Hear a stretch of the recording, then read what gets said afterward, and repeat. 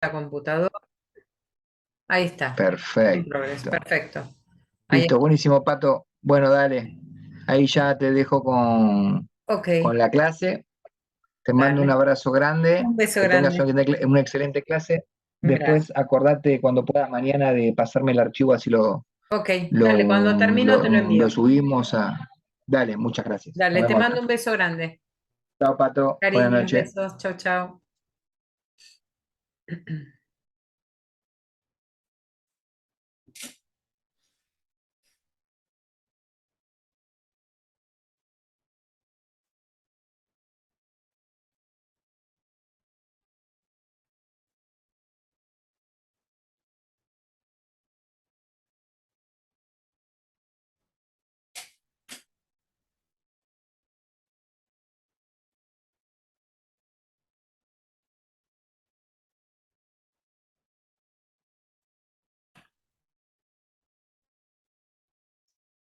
Vamos a esperar que vayan ingresando.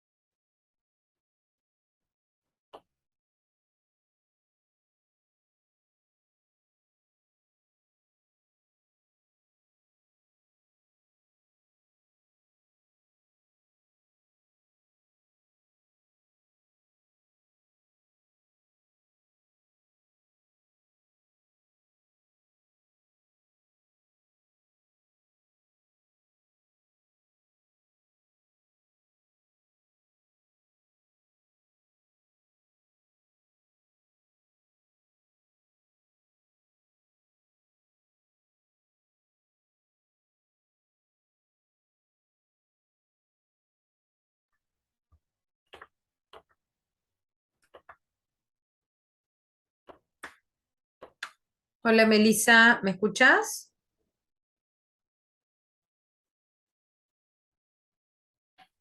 Hola Meli.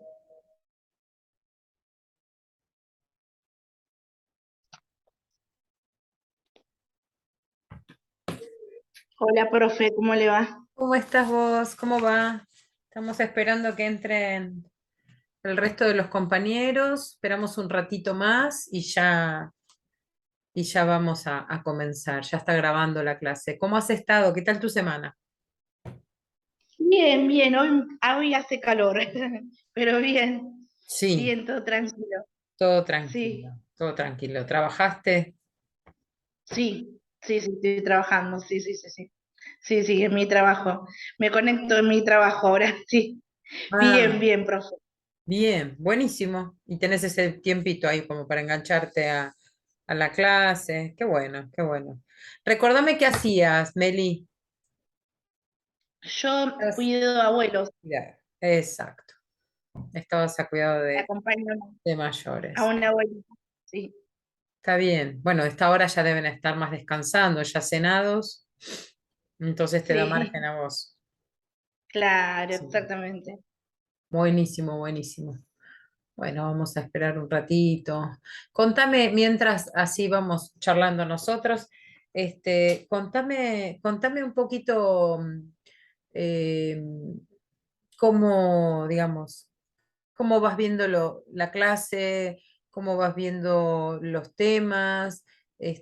Si en algún momento pudiste, por ejemplo, en tu trabajo pescar algo de lo que venimos hablando respecto de la familia, el rol del orientador, contame un poquito. La verdad, profe, que me gusta mucho todo el tema de, de orientar a la familia en los problemas así, en adicciones, en consumos problemáticos. Y no, la verdad que me gusta mucho. Ojalá que pueda conseguir algún trabajito relacionado a eso, Claro que sí. algún, alguna casa de día, sí, un centro de día, perdón. Así me gusta. La verdad que me gusta mucho todo el tema de adicciones. Es interesante porque a veces uno piensa también las adicciones en función de jóvenes y algunos consumos por ahí a drogas más que uno consigue en la calle, digamos, de forma ilegal, digamos, ¿no?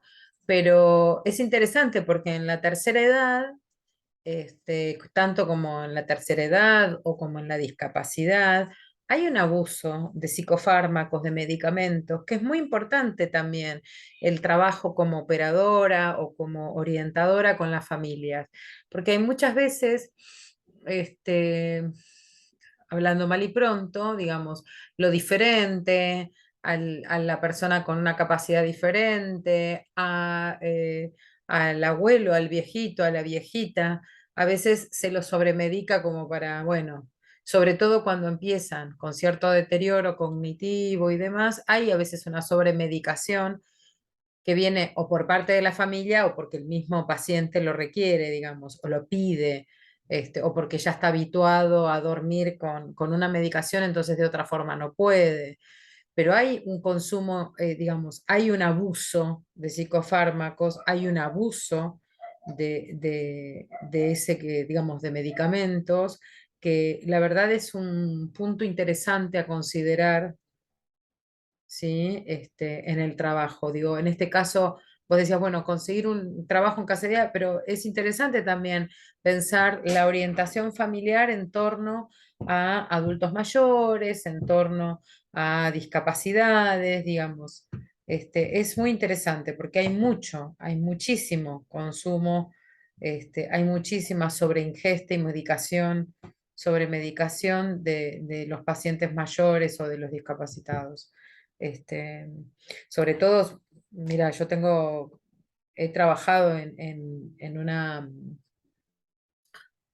un centro de día, digamos, para tratamiento de niños con discapacidad y a veces era muy angustiante para las familias no comprender la situación con este hijo, no soportar más, porque a veces era muy desgastante, este, porque no había tanta comprensión de lo que sucedía, tampoco el paciente estaba en condiciones, sobre todo el niño con una capacidad diferente, digamos, no estaba en condiciones por ahí de transmitir lo que le pasaba, o digamos, actúan conductas que, digamos, son propias de esas patologías. Y la verdad es que yo recuerdo algunas situaciones donde, sobre todo y puntualmente una mamá, digamos, que me decía, mirá, yo a la noche le doy ibuprofeno, pero ¿por qué? ¿Levanta fiebre? ¿Qué le pasa? No, no, porque el ibuprofeno lo calma. Y yo la verdad es que no soporto todo el día. Gente, en ese momento yo trabajaba para un lugar que era como el centro terapéutico de encargados de edificios. Entonces los encargados de edificios tenían como una dinámica, un ritmo diferente en relación a levantarse más temprano, en relación a atención en determinados horarios, el corte de la siesta que era importante, que tenían que mantener silencio y los chicos con algunas con problemáticas especiales, digamos, no cumplían con esto. O sea, y yo recuerdo, sobre todo un caso en particular, que la mamá me decía, yo le doy ibuprofeno, pero no es necesario el ibuprofeno. Termina siendo una sobreingesta, puede ser una intoxicación aguda de ibuprofeno. Esto puede traer también otra serie de síntomas, digamos, otra serie de complicaciones, la depresión respiratoria, cantidad de cosas. ¿No? Y era importante, por supuesto que también uno tenía que alojar ahí la angustia de esta familia, de no saber qué hacer, de no tener, digamos, y de estar procesando y tal vez aceptando que esta es una situación que iban a sostener de por vida, porque este niño o ese niño en en ese momento con esta discapacidad no iba a tener una mejoría. Esta es la patología y esa era la conducta a seguir.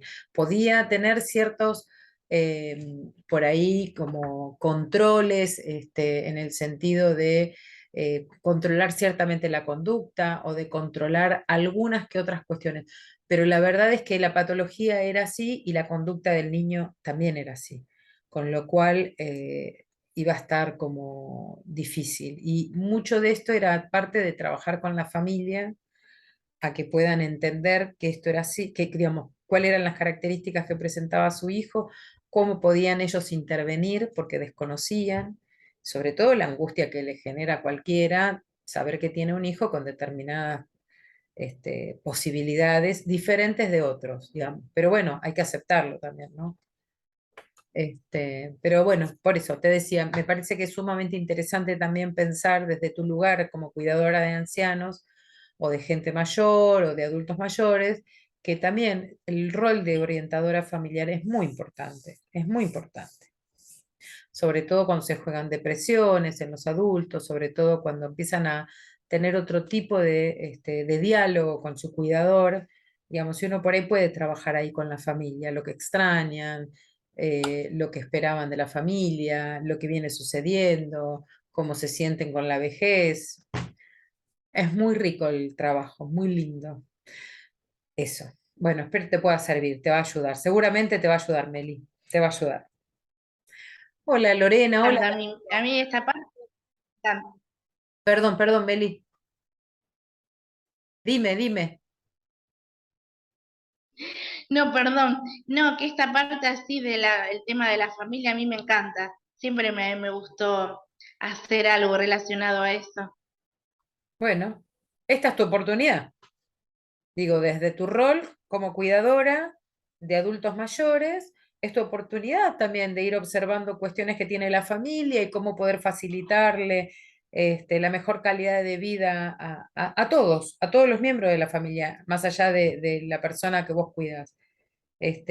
Porque hay intervenciones que son posibles, diálogos que se pueden sostener, así que, bien, bueno, vamos a ayudar, vamos ahí a estar atentos a colaborarte cuando lo necesites. ¿M? ¿Cómo va Darío, Lorena? ¿Cómo están? Hola, buenas noches, ¿cómo están? Tanto tiempo. Tanto tiempo, una semanita nomás. Bueno, una semanita que transcurren muchas cosas igual.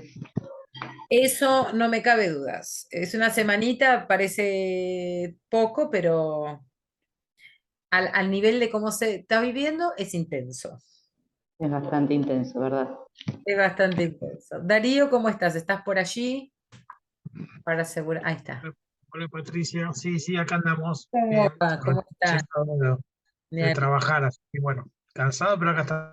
Cansado pero firme, eso me gusta. Bueno, bueno, un poco, recién estábamos hablando con Melissa, que ella tiene su función de cuidar a adultos mayores y estábamos planteando, estábamos viendo ella me decía que le interesa trabajar el tema de familias, que siempre le interesaría hacer algo con la temática, trabajar, y yo le comentaba que digo que no necesariamente uno encuentra o ve solo adicciones en gente joven, sino que también en los adultos mayores hay mucha sobreingesta de medicamentos, que eso también, digo, tienen conductas adictivas, a veces sobremedicados para no molestar tanto, otras veces necesitan, porque vienen habituados, muy habituados a determinadas, digamos, a determinados drogas, por ejemplo, no sé, para dormir necesitan sí o sí del clonazepam, si no, no se duermen, o de algún otro inductor del sueño. O sea, y la verdad es que se da un trabajo interesante, que no solamente es en jóvenes consumidores, sino también que en la tercera edad hay de esto mucho consumo de medicación, ¿no? Y está buena la intervención ahí también con familias. Bueno, ¿qué tal la semana de Lorena, de Darío? La pregunta surgió con Meli, que estábamos viendo si algo de lo que veníamos escuchando en relación al trabajo de la capacitación, digamos, perdón, de los temas de la capacitación, ustedes veían en su trabajo reflejado. Entiendo que Darío sí, porque trabaja en la temática de adicciones, por ahí más específicamente, pero bueno, ¿cómo lo van llevando? ¿Qué van? Esta es la tercera clase, ¿cómo la van llevando? Bueno, en mi caso, o sea, no tengo, o sea, relación más allá de lo que estamos charlando en el grupo. No tengo relación con personas con estos inconvenientes en este momento. Pero sí, o sea, me sirve mucho porque con el diálogo con mis hijos, por ahí podemos hablar de otras cosas y profundizar más en los temas, ¿no? Que ellos también, o sea, que tienen contacto con mucha gente, entonces como para prevenir o ser precavidos ante alguna situación o algo de eso, o sea, ponele, yo estoy en el curso, pero en realidad estamos todos, porque yo después transfiero todo a ellos, ¿no? Perfecto, perfecto, perfecto. Sí, sí, sí, sí, la orientación es interesante, es el espacio de facilitar, en realidad es facilitar la escucha y la palabra, digamos, ¿no? Este espacio de orientación. Facilitar Claro, sobre es verdad. todo la escucha. El conocimiento también, o sea, porque a veces uno vive, vive tan, no sé si decirlo rápido, que uno no se detiene a prestar atención a determinadas situaciones que quizás alguien muy cercano lo está pasando, y uno vive así y ya teniendo un conocimiento un poquito más profundo, entonces uno puede percatar algunas situaciones también. Seguro, seguro, seguro. Bueno, bien, bien, bien. Darío, ¿tu semana bien? Sí, bien.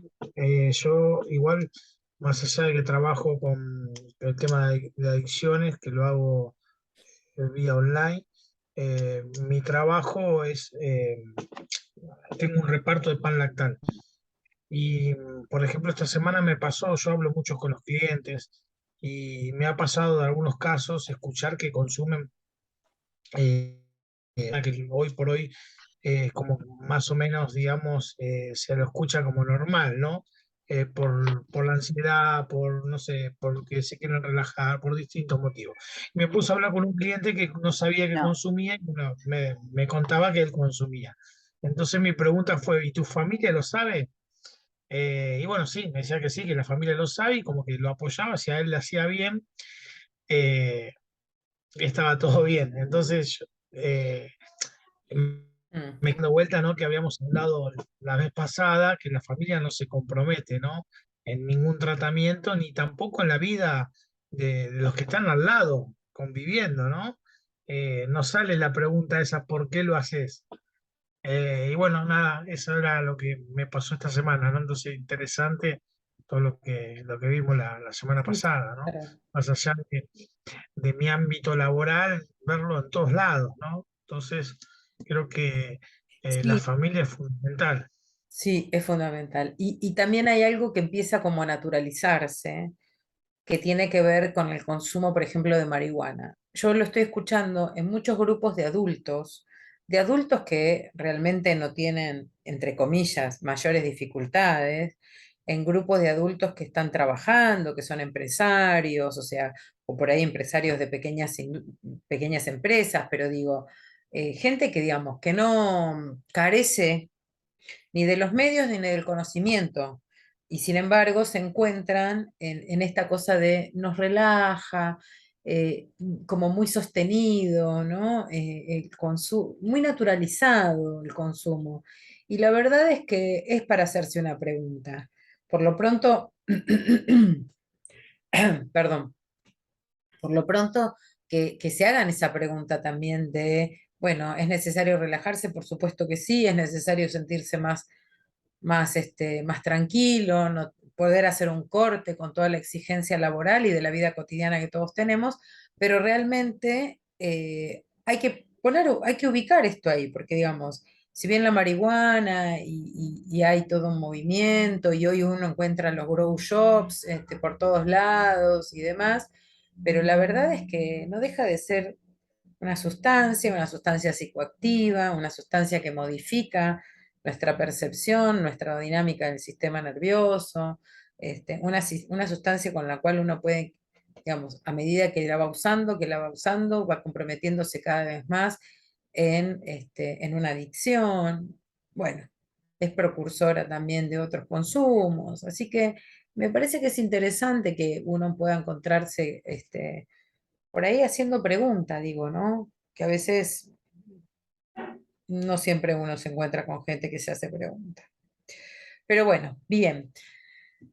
Hoy arrancamos con el módulo 2. Un poquito la idea era continuar, digamos, el continuar hablando sobre la misma dinámica que veníamos hablando, o sea, sobre la misma eh, funcionalidad o apertura. Esperen que tengo ahí está, apertura de la familia en la instancia, o sea, cómo juega la familia en esta instancia donde se encuentran con consumos. Un poquito es hablar y definir. Hemos hablado la vez pasada de cómo considerábamos la familia, que la familia no necesariamente es papá y mamá, digamos, ¿no? A ver, esperen que se suma. Hola Ida, ¿nos escuchás? Bueno, decíamos, las familias tienen distintos formatos, distintos roles, distintas funciones. Y sobre todo son los miembros de un hogar, se llama familia, ¿no? Son miembros, distintas personas que tienen digamos, emparentadas entre sí, emparentadas desde, digamos, no solamente por el lazo sanguíneo en un grado, digamos, determinado o de adopción, sino también desde el entramado, que sostienen un entramado libidinal, un entramado de afecto, ¿sí? A esto me refiero. Entonces, ahí estamos. Hola Ida, ¿cómo estás? Buenas noches. Hola, buenas noches. Hola, ¿Cómo buenas noches. están? Disculpen la hora, pero No recién hay estoy problema, quedando no hay por... problema. Vamos avanzando y después cuando hacemos un corte te presentas, ¿sí? Listo, gracias. Ok. Entonces hablábamos de la familia, de los distintos miembros, de las familias con distintas formas, porque hoy tenemos familias con diferentes formatos, por decirlo de alguna forma, ¿no? Esto de decir familias nucleares, que son dos personas, padres e hijos, pueden ser, ¿sí? Familias extensas, donde encontramos que hoy viven con nuestra familia o con nuestra familia nuclear, viven abuelos o tíos, ¿sí? Esta es la familia extensa, primos u otros familiares que por ahí, por situaciones diversas, comparten, este, comparten no solamente el espacio, sino también los lazos que se dan allí afectivos. Y tenemos familias aglutinadas, ¿sí? Donde está todo como demasiado pegoteado, familias que, por ejemplo, hay familias que son, las aglutinadas son más clánicas, por ejemplo, em, familias de los gitanos, por ejemplo, ¿sí? Que es una familia que si bien sostienen cierta tradición y cultura, ¿no? Los gitanos, digo, también es cierto que ellos viven en comunidades aglutinadas, comunidades especiales, digamos, no dan la apertura a otros. Son familias donde la interacción es entre distintas familias de gitanos, o sea, lo que digo es una forma más clánica, más de clan de funcionar. ¿Sí? Y también tenemos familias monoparentales, o sea, esto que decíamos recién, que son de un papá o una mamá y un hijo, ¿sí? Este, o las famosas familias ensambladas, estaba pensando en estas familias donde hoy se constituyen por segundos matrimonios o por segundas parejas o uniones, digamos, que estamos la familia anterior y mis hijos, más los hijos de la pareja, o sea, una familia donde se juntan varias familias a constituir una, es decir, distintos miembros a constituir una. Con lo cual, digamos, en estos formatos de familia uno encuentra también distintas funciones y distintas, insisto, dinámicas y formas de relacionarse.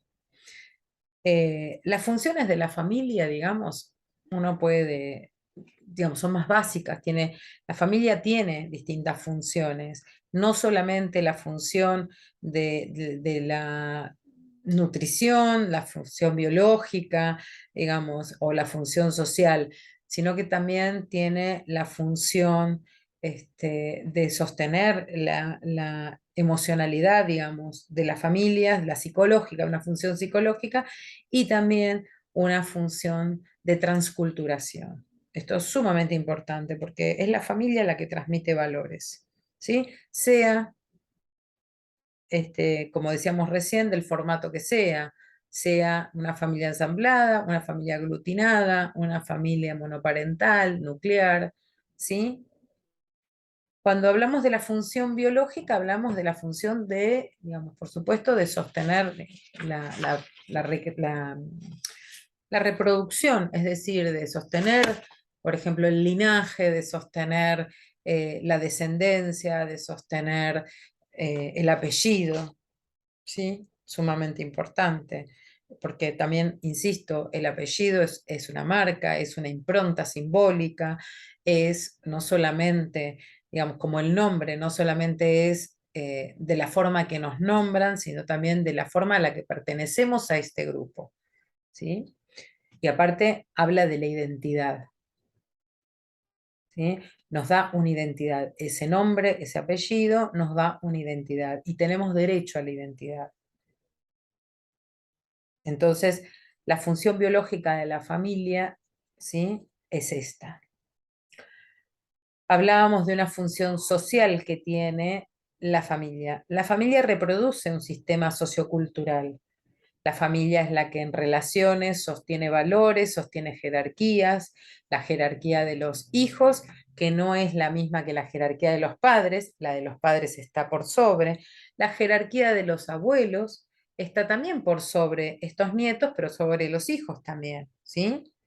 Es decir, distintas jerarquías que está hablando de distintos niveles de autoridad y de relación.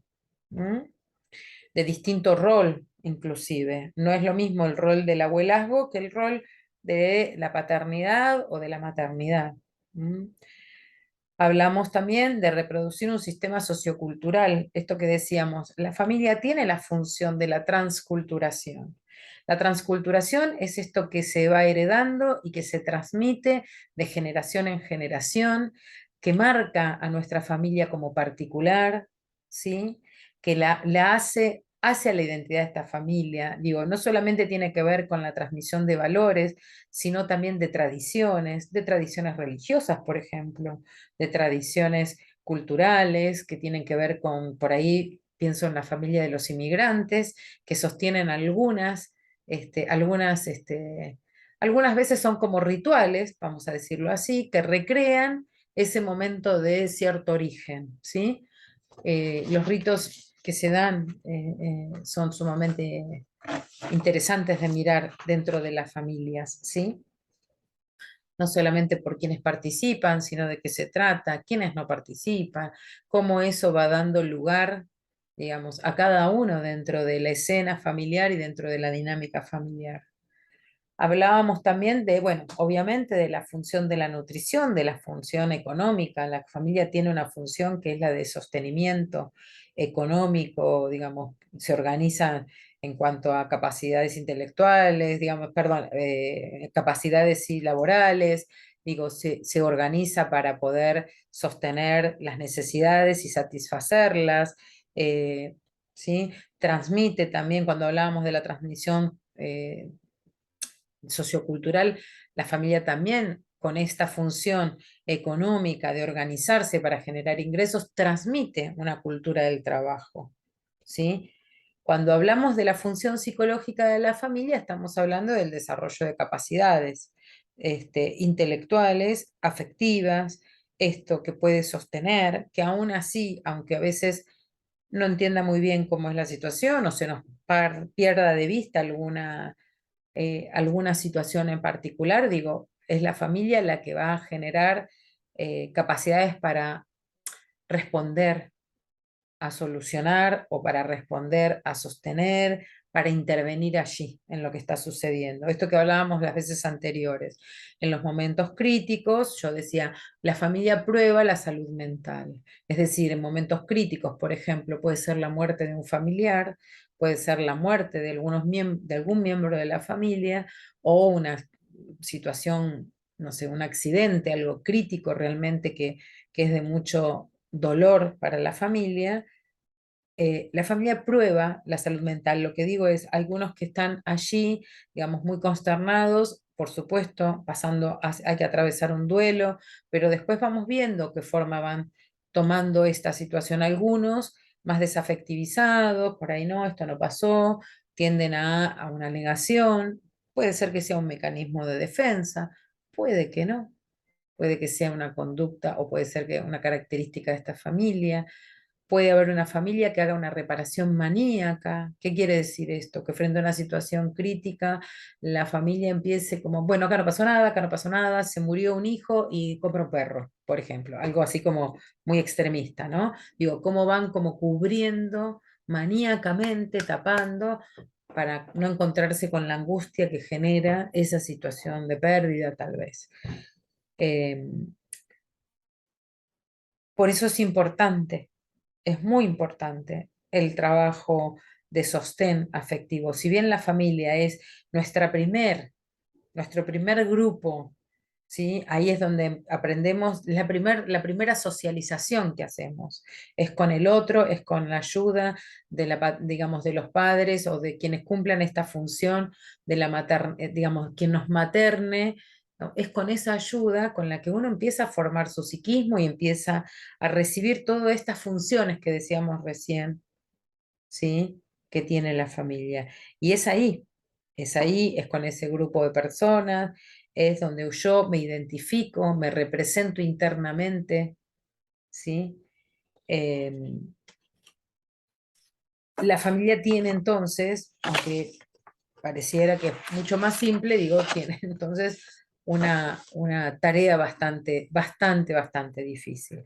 Cuando hablamos de las familias, hablamos de los vínculos, ¿sí? De vínculos, hablamos de la vinculación, que no necesariamente, insisto, es papá y mamá, sino es de aquellos que, ¿sí? Ocupan este lugar de maternar y de paternar, ¿sí? A este miembro de la familia. Y hablamos de relaciones también. Por ahí los vínculos son más heredados y las relaciones son aquellas que se van dando, las formas de interactuar entre esos miembros de ese grupo primario. ¿Mm? Cuando hablamos de las familias y de sus dinámicas, podemos ir, digamos, recortando ciertas fotos, ¿sí? Que por supuesto, en la medida en que uno va adentrándose en los capítulos de la familia, y, digamos, y sobre todo del trabajo con adicciones, uno va a encontrar que hay distintas formas y formas sobre todo muy patológicas. Es decir, así como nombrábamos que las familias tienen funciones, también sabemos que hay familias que son disfuncionales, ¿sí? Que hay grupos primarios, como dijimos recién, la familia es un grupo primario también, que son disfuncionales y que son patológicos, ¿sí? Que mantienen relaciones o formas de relacionarse patológicas. ¿Estamos hasta acá? ¿Vamos bien? ¿Sí? Bien. Cuando hablamos de la familia como un grupo, digamos, hablamos también de distintas formas, insisto, de comportamiento de estos grupos. No solamente la forma de relacionarse es patológica, sino también que a partir de acá empezamos a leer distintas formas de comportamiento de ese grupo. Por ejemplo, podemos pensar una forma de relacionarse donde las ausencias sean la modalidad, ¿sí? Digo, un miembro de la familia o un miembro de este grupo primario que necesite contención o que, digo, la familia tal vez por creencias, tal vez porque no sabe cómo transmitir la contención o tal vez porque no lo considere, digamos, hace cierto vacío, cierto abandono, entre comillas. Por supuesto que esto tiene un impacto, tiene un efecto. Todas las conductas, como las palabras, o sea, todas las conductas, tienen efecto, ya sea por acción o por omisión, porque hemos estado sobreprotegiendo o porque hemos abandonado. Tiene efecto sobre cada uno de nosotros y de los miembros de esta familia, ¿sí? Este, hay, por ejemplo, situaciones en que familias con determinadas creencias culturales, ¿sí? No pueden observar o no pueden darse cuenta de algunas vulneraciones o de alguna vulnerabilidad de algún miembro y terminan siendo familias muy manipuladoras o familias que tienden eh, a coaccionar al otro, por ejemplo. A ver si soy clara. Eh, una familia que supónganse tiene chicos, un matrimonio, por ponerlo más estándar, que tienen tienen chicos, por ejemplo, ahí, bueno, invitan, entre comillas, presionan a uno de esos miembros, a este niño pequeño, a participar de determinados, no sé, por ejemplo, a que juegue al fútbol. A que juegue al fútbol porque el fútbol es cosa de varones, entonces tiene que jugar al fútbol, ¿no? Digo, ahí hay toda una forma, de, digamos, de coaccionar. Por ahí le dicen, bueno, si no juegas al fútbol, no sé, no vas más a patín, que por ahí te gustaba patín, digo, ¿no? Hay como distintas formas de coaccionar que terminan siendo muy hostiles, de una descarga de cierta agresividad, y así también es vivido por el chico, digo, porque la verdad es que si le gustaba patín, ¿cuál es el problema de que haga patín y no haga fútbol? Pero muchas veces esto tiene que ver con la carga cultural y la carga valorativa de los padres o de aquellos que cumplen esa función. Entonces, hay mucha, por ejemplo, a mí me ha pasado un adolescente, ¿no? Que venía consultándome porque quería hacer, él quería estudiar periodismo, periodismo deportivo, pero en la casa le decían que él tenía que ser abogado. Entonces decía, pero yo no quiero ser abogado. ¿Y por qué no lo puedes decir? No, no, porque vos no sabés mi mamá cómo se pone. Me dice, vos no sabés cómo mi mamá cómo se pone, porque es insoportable, porque no me deja entonces después salir con mis amigos, no me deja ir a jugar a la pelota, no me deja hacer pijamadas en casa. ¿Por qué no? Porque yo estoy viendo que quiero hacer otra cosa y ella no concibe que yo no sea abogado. Bueno, en realidad el chico no tenía que estar en el espacio terapéutico, la que tenía que estar en el espacio terapéutico era la madre, digamos, ¿no? Por esta forma también de, no, de coaccionar, esta cosa de decir, bueno, terminaba siendo hostil, no vas acá, siempre en esta modalidad como más, entre comillas, extorsionadora. Si haces esto, si no lo haces, te pasa tal cosa, o si no lo haces, no te doy tal otra, digo. Y la verdad es que para un adolescente o para alguien más joven, digamos, es una carga, ¿sí? Muy pesada. Hay otros adolescentes que dicen, mamá, problema tuyo, anda a estudiar vos a la facultad de abogacía, yo hago periodismo, pero que pueden tener ese margen de poder decir, mira, esto no, yo me planto acá, no, bueno, no me dejes salir a bailar, no me dejes ir con mis amigos a la pijamada, pero la realidad es que yo no voy a hacer lo que no quiero. Ahí hay muy pocos que son, o sea, hay algunos, por supuesto, que son los que pueden plantarse ahí, pero también es cierto que esto genera estas formas de relacionarnos, o los miembros que son este, por ahí muy contradictorios entre sí, los padres, por ejemplo, uno que dice, sí, anda a bailar, no, no vas, no vas, yo no quiero que vayas porque vos sos...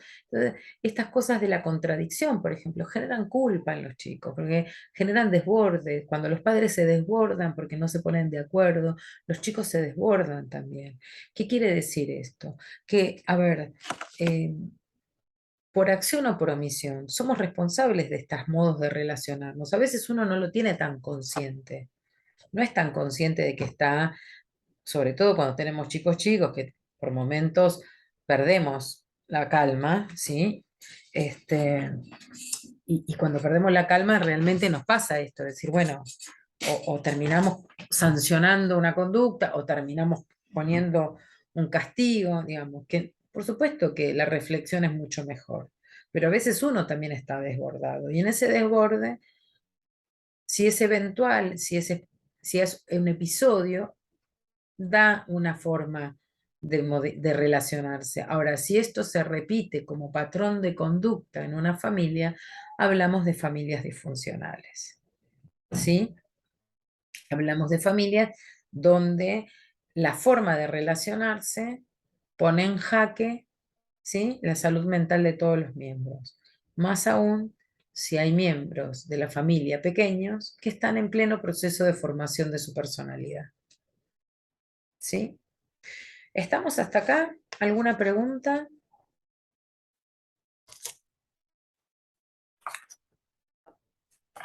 ¿Alguna pregunta? ¿Algún ejemplo? Ejemplos deben tener como muchos de estos. ¿Sí? Bien. Hoy estamos cansaditos. Eh, Hay distintas formas, hay distintos modos de relacionarse. Hay familias que son más indiferentes, que generan ansiedades muy particulares, que generan a ver, digo, a veces se imponen en un sesgo de cierta frustración, de cierta desesperanza. Digo, hay familias que eh, muchas veces terminan siendo castigadoras. ¿Qué quiero decir con esto? Que tienen un modo de relacionarse donde hay mucha hostilidad, ¿sí? A ver, digo, hay mucha proyección masiva sin darse cuenta de que este miembro de la familia no es responsable de lo que nos pasa a nosotros, digo, y sin embargo empiezan a ponerse en posición de castigadores. Esto puede generar la expulsión de un miembro de la familia también, ¿no? Digo, la otra vez pensaba ¿vieron esta película, ¿cómo se llama? Se me fue el nombre, de Disney, una de las últimas que salió por ahí de los chicos, Encantada. ¿Es Encantada la película? Sí, que habla de distintas familias, o sea, perdón, de un pueblo con una familia en particular, que todos los miembros de la familia tienen como un don especial, ¿sí? Es más, la canción habla de un familiar que es Bruno, que, digamos, por situaciones particulares de la familia, por defender inclusive a su familia, termina siendo expulsado, se aísla, pero termina siendo expulsado porque aparece este Bruno como el que no tenía ningún poder, y sin embargo lo tenía, pero bueno, no era por ahí el de los poderes más bonitos, entre comillas, que figuran allí en la película, o algunas que tenían el poder de hacer florecer las plantas, o sea, cosas, digo, como el ejemplo es claro, como en algún punto se va como chivando y se va como expulsando a ese familiar que después decide como ocultarse detrás de las paredes de esa casa, ¿no? Es interesante ver cómo se dan, cómo inclusive la familia, la abuela, que es como la madre de todos los hijos y la abuela de todos los nietos, que son los característicos de esta familia, eh, que es una familia ahí con esa impronta muy fuerte, que era una abuela muy luchadora, digamos, todos los miembros estaban como reconocidos por estos dones, ¿sí? Entonces, no tener un don era propio de la exclusión, y como también la familia, por más amor que le tenían a sus miembros, en algún punto van excluyendo.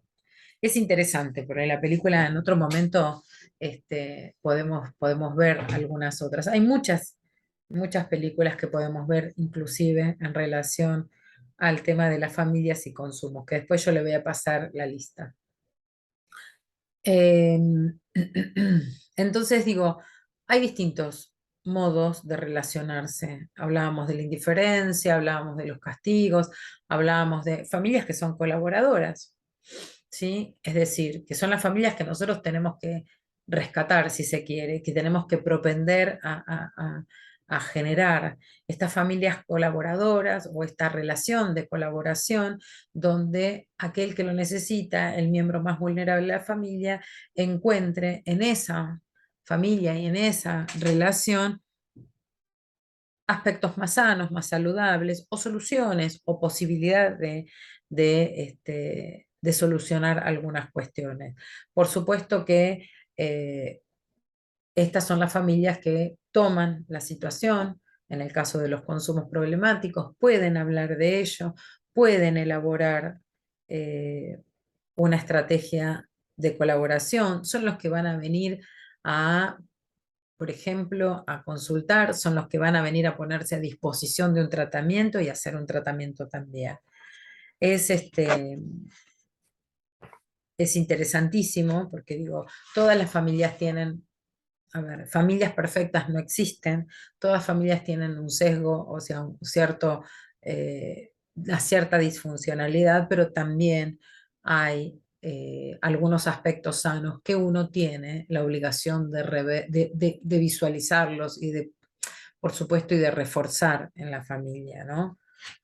Eh, es interesante uno cuando empieza a ver en el ámbito del tratamiento de las familias, cómo se van jugando todos estos roles y estas funciones y uno cómo las va viendo, ¿sí? A veces la autoridad dentro de la familia, como esto que decíamos, bueno, se da en una jerarquía superior, por ejemplo, se dan los abuelos, es la abuela la autoridad, ni siquiera los padres, ni siquiera, o sea, sobre esos hijos es la abuela, y cómo esto también, obviamente, lugar que es cedido, si bien es un rol asumido, la de la autoridad materna en esta abuela, también es cierto que es un rol cedido, ¿sí?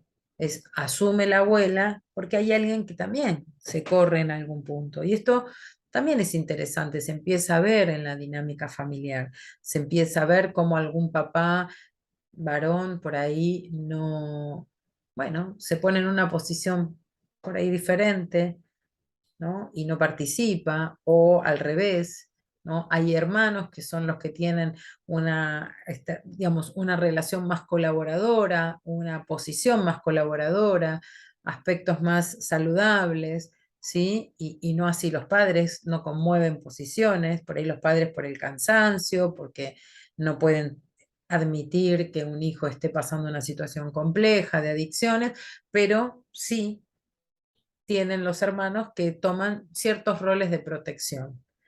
Digo, en la medida en que ustedes puedan ir abriendo el árbol genealógico, digamos, ¿se acuerdan que hablábamos del genograma?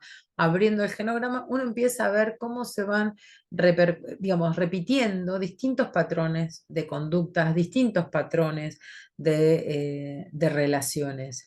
Y, y la verdad es que es interesante poder ahí trabajar con las familias para que ellos también visualicen. Yo recuerdo cuando, digamos, yo trabajé en varios espacios de tratamiento, de internación, de centros de día, de ambulatorios, de externos, de consultorios externos. Y me pareció, trabajé un tiempo bastante lindo, digo, bastante lindo en cuanto a cantidad de años y de calidad de trabajo en Florencio Varela, y encontré, digamos, familias que son realmente, eran muy bienvenidas en el centro, pero también ellos nos alojaban a nosotros como profesionales, es decir, confiaban en nosotros, tenían toda la confianza y ponían lo mejor de uno, que son nuestros hijos, digamos, o lo mejor de uno, al servicio de un tratamiento, con lo cual ponían mucha confianza, mucha empatía también en trabajar con nosotros. Y en el marco de la casa de día, yo recuerdo, esto le estoy hablando, yo trabajé del 96, no, perdón, del 97, 97, 98 al 2001 en Florencio Varela, y recuerdo que de un paciente en particular que empezamos a hacer todo un trabajo con el genograma. Armamos todo un trabajo de buscar la familia, de ver qué miembros de la familia había, armamos un afiche grande con todos los papelitos de los miembros armando el árbol, y empezamos a buscar también y a participar la familia. Esta etapa la hicieron primero los pacientes y después se sumaron las familias a participar de los distintos cuadraditos que había que formar. Esta es la tía, esta es la abuela, uy, ¿no? Con todos los miembros de la familia, y empezar a contarnos la historia y a contarse entre padres e hijos la historia que ellos traían conocida de su familia. Y los que tenían abuelas invitaban a los abuelos o algún tío a que contase la historia de esa familia. Por ejemplo, se alojaron en Florencio Varela en ese momento porque, bueno, venían de Entre Ríos o venían de Corrientes buscando una mejora laboral los abuelos, y así, o fueron reubicados de trabajo, entonces en Florencio Varela se encontraron y fueron formando familia, ¿no? Y empezaban a ver, bueno, ¿y de qué fallecieron? Y este falleció, no sé, de tal cosa, y el abuelo el bisabuelo era alcohólico, y el abuelo era alcohólico, y el padre ha tenido problemas con el alcohol, y uno va viendo cómo, yo recuerdo esta familia, una familia en particular, un paciente en particular, que terminó la actividad diciéndome, yo pensé que era el único enfermo de la familia. Y la verdad es que me da mucho alivio saber que no soy el único enfermo de la familia, Con lo cual fue sanador, digo, empezar a pensarse desde ahí, digamos, que no era la oveja negra, que era alguien que venía pasando situaciones difíciles, igual que lo habían pasado los miembros anteriores de su familia. A ver, digo, que no era el jodido, disculpen la expresión, de la familia que ponía en jaque a la familia, que la familia ya venía en jaque con estos abuelos, con un patrón de conducta más violenta sobre los otros miembros de la familia cuando este hombre se alcoholizaba, y que así se fue repitiendo y que nadie pudo dar lugar al sufrimiento de estos miembros de la familia por distintos momentos históricos, ¿sí? No dieron lugar a ese sufrimiento y obviamente, la conducta se repitió y ahí estábamos parados para poder hacer algo distinto. La verdad es que lo recuerdo con mucho cariño ese trabajo porque fue muy, a ver, no saben la emoción que sentía este paciente, perdón, la emoción que tenía este paciente de encontrarse en este lugar, ¿sí? De no ser el único enfermo o el único adicto de la familia. Con lo cual fue muy interesante, porque el modo de relación empezó a, a cambiar. Por lo pronto, con sus padres, porque sus padres también empiezan a advertir que sus padres estaban complicados, que los abuelos estaban complicados y que esto no era de una generación a la otra, que había varias generaciones comprometidas. Por supuesto que a ellos les correspondía, si querían modificar las cosas, tomar cartas en el asunto y cambiar algunos patrones de comportamiento. Bueno, cuéntenme ustedes. Ya estamos más sobre la hora. Cuéntenme ustedes cómo,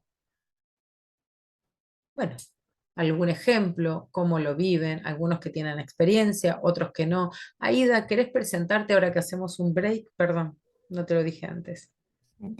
Sí, bueno, mi nombre es Aida, soy de la provincia de Santiago del Estero. Ah, bienvenida. Sí.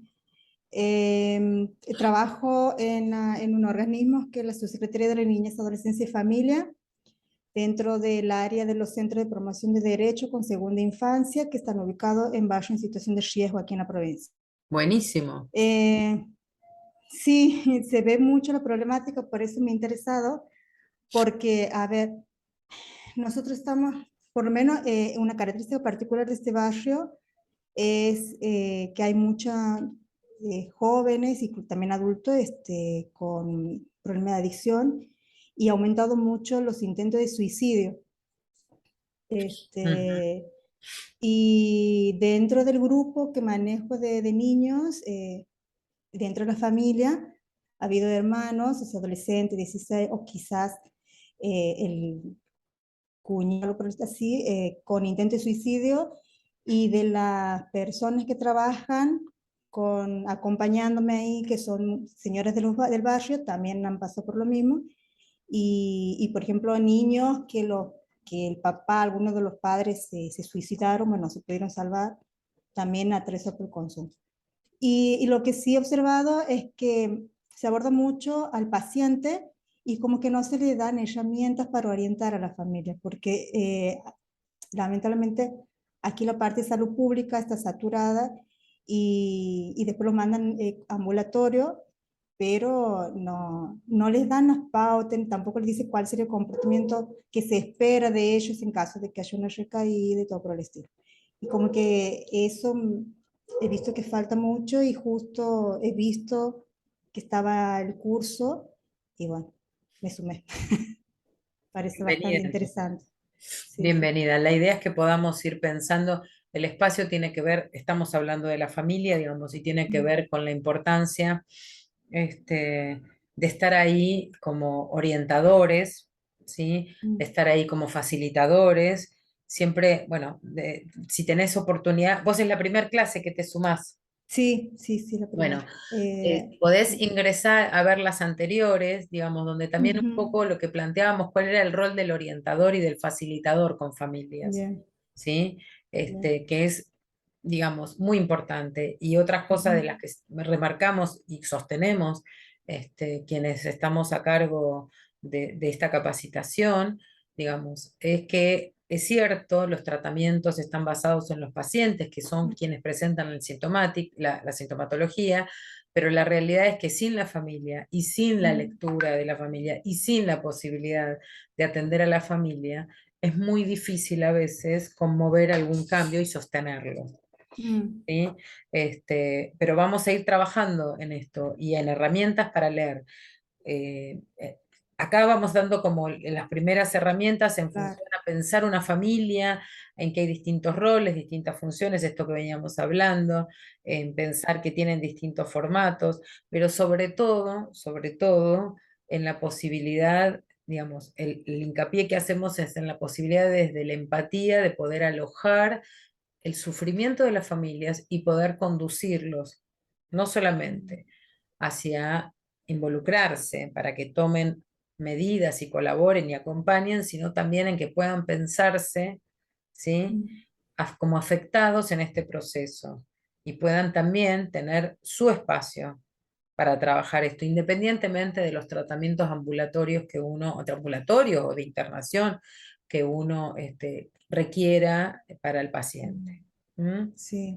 Lo que sí he escuchado mucho en los discursos así de los familiares, que el hecho dice, de ahí por ejemplo, le daban de alta porque acá en el hospital, por ahí lo desintoxican y todo por el este, y le dicen, bueno, vos también tienes que ir al psicólogo, le dicen, ¿no? Y le dicen, ay, ¿he escuchado? Yo tengo que ir al psicólogo, dice la madre, dice, y por Sí, ahí, yo lo escucho, la verdad, le digo, sí, bueno, y o si no, escuché qué ha pasado con Juancito, por ejemplo.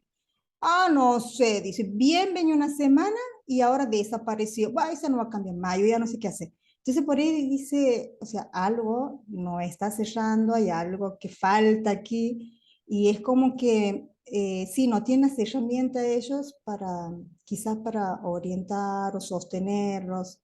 Eso sí he notado mucho. Eh, Se lo escucho todos los días, por lo menos yo trabajo en todos los días en el barrio y se escucha ese discurso y se escuchan los niños también. ¿Ha visto? Ah, mi mamá está renegando y porque ese otro se ha ido. seguro. Y Lo que es pasa es que, bueno, tremendo, o sea. también es cierto que cualquier situación familiar, es decir, sobre todo y especialmente las adicciones, en cualquiera de los miembros de la familia, siempre es una interpelación a la familia, siempre hay una interpelación, es decir, siempre hay algo que nos hace pregunta y uno, digamos, se supone que tiene alguna herramienta para poder leerla y responderla. Es lo mismo que pasa con los adolescentes, la conducta de los adolescentes, aunque no sea patológica, sea propia del adolescente, interpela a los adultos en las responsabilidades, en cómo transmite los valores, mucho más, mucho peor, digamos, es si hay patologías de consumo, donde aparece la culpa, donde aparece, es más, donde aparecen situaciones de quiebre familiar, de divorcios o de separaciones entre los miembros de la familia, porque empiezan a poner de manifiesto las crisis internas de los padres, ¿sí? O de las parejas, ¿no? Esto de vos lo sobreprotegés y culpa tuya porque nunca lo hiciste que se levante temprano, que si no quería estudiar que vaya a trabajar y vos lo sobreprotegés y yo ya no sé más qué hacer. ¿Sí? Y del otro lado encontrás que la madre tiene como una mirada más complaciente, una mirada por ahí de mucho más permisiva, pero bueno, o sea, o no, o al revés, diga, un padre puede ser más permisivo y una madre más exigente o más estricta en algunas pautas. Bueno, lo importante es cuando uno empieza a mirar a la familia y ubicar esos roles y esos roles que desempeñan cada uno, los que asumen y los que alguien les asigna, porque también es real digamos, si hay alguien que no se ocupa, muchas veces uno va y ocupa ese lugar, ese rol. Entonces también es responsabilidad nuestra repensar, bueno, a ver, yo no digo que, supónganse, un padre que abandona, entonces yo tengo que salir a tapar ese agujero.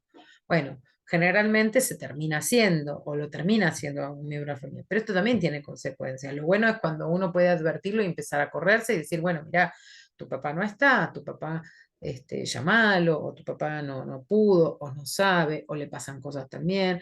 Digo, acá estamos, pero a veces para llegar a ese diálogo con un hijo hay que atravesar un montón de crisis, hay que atravesar un montón de preguntas, hay que atravesar una angustia soberana.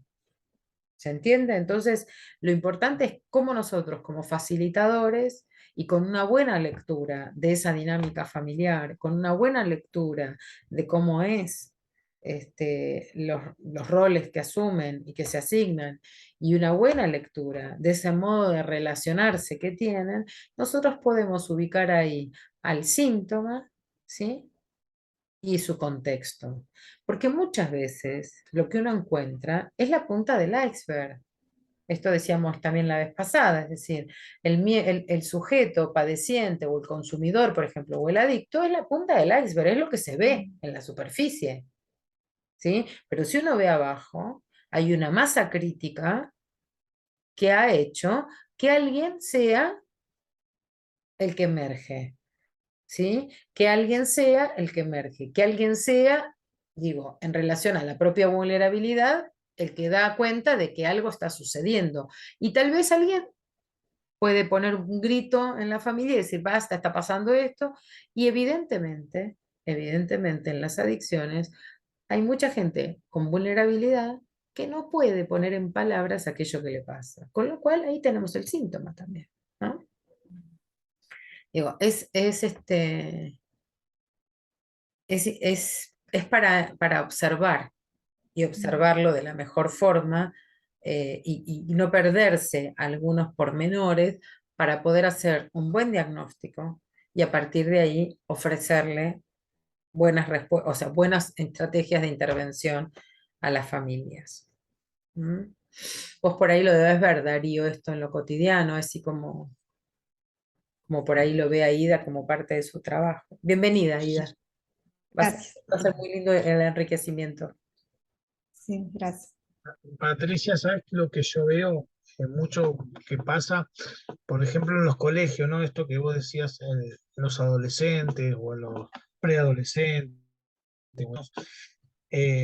Los mandan a hacer terapia a los chicos, ¿no? Por su comportamiento, cómo se desarrollan en el colegio, pero estamos muy carentes porque mandan al chico, tendrían que mandar a la familia o a los padres, ¿no? Porque un nene o una nena de 12 años que tenga violencia o que consuma, eh, es lo que vos decías, la punta del De la, iceberg, ¿no? claro.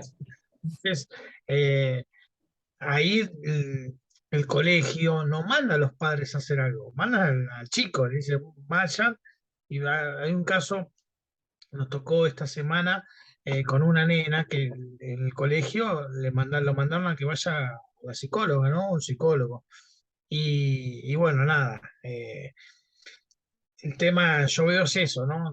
No hay algo, no hay herramientas de prevención, o no hay, digamos, esto de que alguien se haga responsable como sociedad también, ¿no? De a la familia brindarle, ¿no? Un apoyo.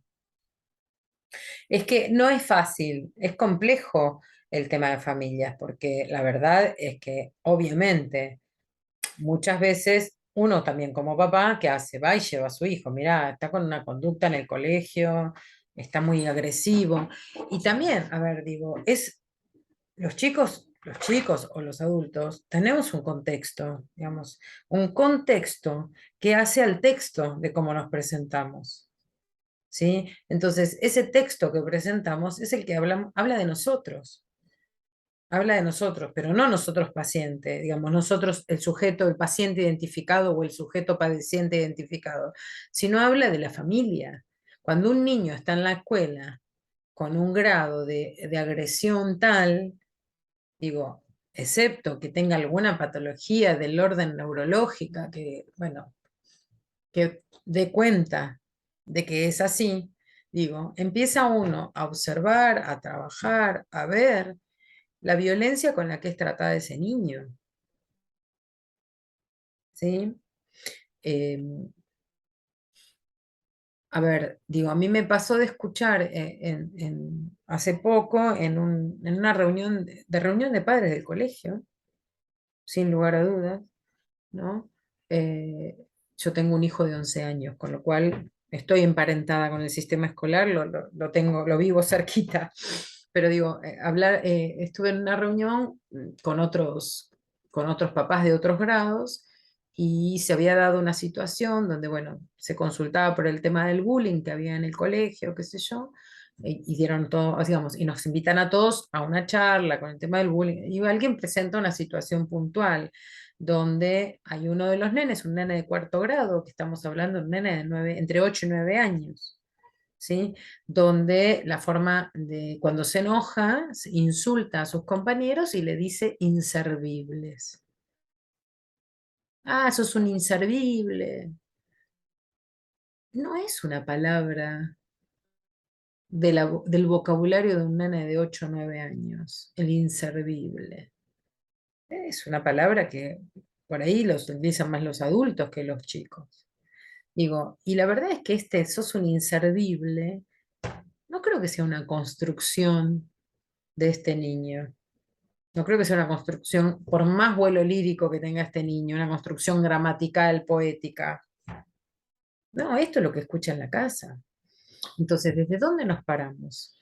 Sí vamos a alojar a este chico, sí vamos a trabajar con él, con que su conducta lo pone a él en una situación que si le pasa algo y él se siente angustiado, tendría que poder hablar del enojo, de la frustración, del enojo con esa compañera o con ese compañero, ¿no? Y de cuánto lo dolió la situación que pasó y de cómo se siente, ¿sí? Y que lastimar a otros no alivia su dolor.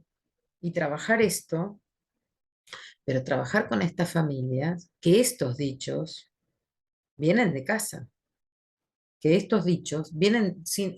A ver, estos dichos son nombrados desde un adulto, entonces esto hay que trabajar con ellos, ¿sí? Que no es una situación cualquiera, que hay que trabajar con la familia. Digo, la verdad es que cuando lo escuché me impresionó mucho, porque dije, no son palabras de un niño, la frase sos un inservible. La verdad es que yo fui en rol de mamá, no fui ni en rol de profesional, pero sí después, cuando terminó la reunión, pude ubicar algunas cosas de estas porque me conocen en la escuela y pude ubicarlas con la directora. Para que, no, es mi aporte. Por supuesto que puede tomarla la escuela o no. La escuela debe intervenir ahí. La que sí, la escuela no va a ser el rol del profesional psicólogo, va a contener, va a permitir que inclusive que pueden ingresar algún otro profesional que atienda a este chico, a ponerse en comunicación, pero la verdad es que el trabajo con las familias es de un orientador por fuera del colegio, para que pueda desarmar ciertos nudos y para que después el niño pueda transitar por sus espacios lo mejor posible. Pero te entiendo, Darío, porque sí, es así, hay mucho sujeto identificado, hay mucho paciente identificado, es él, es él el que consume, es él el que roba, es él el que nos hace que la familia se altere, es él el que no hace caso, o sea, bueno, es él, es él, es él, ¿sí? En realidad ahí hay que cambiar y decir somos nosotros, es nuestra familia. Hay que empezar esto se llama implicación. La implicación subjetiva de una familia es sumamente importante en un tratamiento. ¿Sí? Sí, sí. Bueno, vamos a continuar con esto de las funciones familiares y de la disfuncionalidad familiar. Y les voy a pasar, que yo les dije la semana pasada que les iba a pasar, pero se los voy a pasar para esta semana, un pequeño escrito donde habla sobre la construcción de un genograma para ver si lo podemos ir haciendo. ¿Sí? Se lo voy a pasar esta semana seguro. Así que bueno. Para ir cerrando, como suelo hacer, les pido la resonancia de hoy. ¿Qué les queda sonando? ¿Qué les quedó? ¿Qué palabra les quedó por ahí? ¿Les impactó? ¿Quedó pensando uno? Bueno, la resonancia. ¿Quién quiere empezar? Dale, Meli. Sí, muy No, interesante Lore. lo que hago. Ay, perdón. No sé quién, yo no sé quién la chica, no sé Dale, Meli, dale vos, Meli. Ah, bueno. No, eso lo quería decir, profe, que lo que me gustó, lo que más me llamó la atención, lo que estaba comentando recién con respecto a la familia, que por ahí uno dice, ah, por ejemplo, el adicto, el chico o la chica, y no se fija lo que uno como familia, eso me quedó como resonando. Bien, bien. O como dijo usted también de la reunión esa de padres que hacen bullying los chicos, no, terrible. Sí, están complicadas las infancias. En realidad creo que estamos todos un poquito complicados. Las infancias y las adolescencias sobremanera. Los adultos se supone que tenemos que ser marco de referencia y de contención. A veces se nos complica a nosotros también porque los adultos también estamos desbordados. Por eso está bueno parar un poco, revisar en qué situación está cada uno y avanzar, ¿sí? Bien, gracias, Meli. ¿Quién quiere continuar? Vos, Lore, que querías contame Bueno, a mí la resonancia. lo que me quedó mucho es que, el tema de la familia. Porque, o sea, viste como decimos siempre, o sea, cada casa es un mundo, acá es, cada familia es un mundo, ¿verdad? Totalmente. Y, o sea, no es solamente, no sé, las ramas, sino los frutos, sino las raíces, es como que me dejó como que, wow, ay, ¿no? Por ver, por saber, no sé si está bien decirlo, pero por investigar. Claro que sí. ¿No? Es como que no sé, son, no sé, tres personas y capaz que, no sé, tienen una super historia detrás que lleva a un Son, montón de situaciones que están son tres padeciendo. personas y por lo pronto más de 3 generaciones. Sí, Eso es lo que más me resonó esta noche, o sea, y me parece bárbaro que lo sigamos tratando porque me quedan como muchas cosas. Por ahí no dudas porque no sé mucho nada, pero sí por ir pero conociendo y sabiendo. Claro, sí. preguntas, no, a ver, digo, todos tenemos un marco familiar, todos, aunque estemos solos en el mundo hoy, todos tuvimos alguna instancia que sirvió a maternarnos o a alguna familia o alguna madre o algún padre o algún miembro afectivo de un grupo que nos permitió desarrollarnos como tal. Entonces, porque esa es realmente la naturaleza del hombre, digamos, somos con otros, somos desde otros. Así que sí o sí tenemos algún contexto conocido. Buenísimo. Gracias, Lore. No, Darío, de nada. Aida, las resonancias.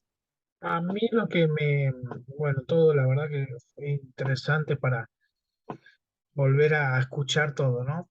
Pero lo que me quedó resonando, esto que importante que es lo que vos decías del apellido, ¿no? Que nos da una marca o nos genera una marca y nos da identidad, que uno lo tomo personal, ¿no? Es decir, meditar en eso y trabajarlo, qué importante es, porque eh, me pasa de estar con chicos o trabajar con chicos que no saben, digamos, están muy perdidos con el tema de la identidad, ¿no? Y Totalmente. personalmente me ha pasado a mí, eh, y no sé si tengo que seguir trabajando, ¿no? Pero me ha pasado de trabajar ese tema a mí personalmente, ¿no? Y tratarlo en terapia y poder trabajarlo, pero me pasa de escucharlos en varios que están en adicciones que tocan ese punto muchas veces, ¿no? La identidad, Totalmente. ¿no?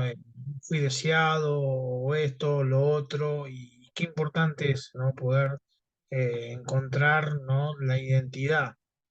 Pero Mm, bueno, nada, me quedó resonando eso, bien, importantísimo. bien. La identidad. Bien. Aida, A mí lo que me quedó resonando es cuando he explicado sobre el genograma, sobre la familia, para ver si había otra persona con la problemática, porque se me ha representado una señora que ella, por ejemplo, estaba con esta cuestión de consumo, pero ahora como que se mantiene hace bastante tiempo sin consumir. Y ella me comentó a mí esta cuestión. Usted sabe que yo me he dado cuenta que mi papi también y así, pero yo no lo he tomado de ese lado que usted estaba explicando ahora y digo, ah, mira qué importante. Claro, Y las parejas de ella, las parejas que ella elige, también, también vienen con consumo. obvio. Entonces, y digo, ah, mira vos, y eso es como que me llamó mucho la atención. Digo, ah, qué bueno, Bien. voy a prestar Lo más vamos a atención. trabajar, lo vamos a seguir viendo, lo vamos Ajá, a seguir viendo. Esto es lo que hablamos de cómo se repiten patrones sí, comportamentales y de relaciones en la familia. Bien. sí. Bueno, yo les comparto la resonancia. Mi resonancia es una palabra que la dije y para mí es muy significativa, que es alojar. Alojar. Alojar empáticamente, alojar el dolor del otro y poder juntos encontrar ciertos recorridos para dar otras respuestas más saludables, más de sanación. Así que alojamos para poder dar identidad, alojamos para reconocer en nuestras ramas, en nuestros frutos, como decía Lore, en nuestras raíces, estos comportamientos, y lo importante que es que entre el grupo familiar o quienes conformamos podamos encontrar algunas pautas o herramientas o posibilidades de cambiar. Así que me gustó la palabra alojar, me quedó resonando a mí. Gente linda, nos estamos viendo martes que viene, ¿sí? A la misma hora. Vamos a continuar con la temática. Ahí Pablo les envió el módulo 2 y yo, ahora no porque es muy tarde, pero mañana les voy a estar mandando el pequeño escrito del genograma donde está explicado cualquier cosa por el chat, me preguntan y vamos armándolo juntos. ¿Les parece? En el chat de WhatsApp, ¿sí? Gracias. Bueno, gracias. Buenas noches, que Chao, estén bien. buenas Chao, chao. noches. Gracias a ustedes. Buenas noches. Cariño.